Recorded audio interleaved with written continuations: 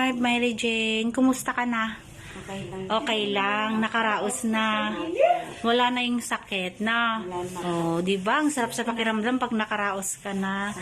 Ayan, ito si Ma'am Mary Jane, patient namin from Nangka, Marikina City.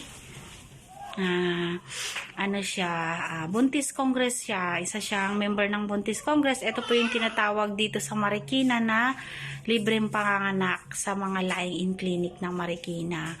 Ayan, so isa po siya sa nakatanggap ng libreng panganganak dito sa Marikina kay Mamaan Chodoro, no?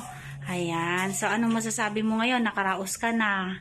Maraming pong salamat. Maraming salamat. Tinulungan niyo rin po akong Yes, maraming salamat din sa pagtitiwala mo. Saan ka nga nanganak na lying-in clinic? Saan ka nanganak?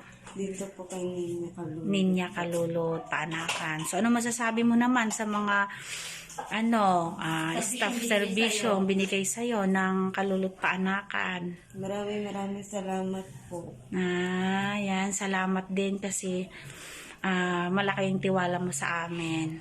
Yan. So, hindi pa kayo makakauwi ngayon, ha? Kailangan maobserbahan ka pa namin hanggang bukas within 24 hours bago ka pwedeng umuwi kasama si baby.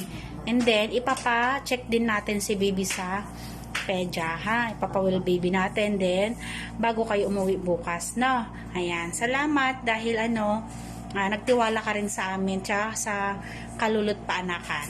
Ayan. Thank you din.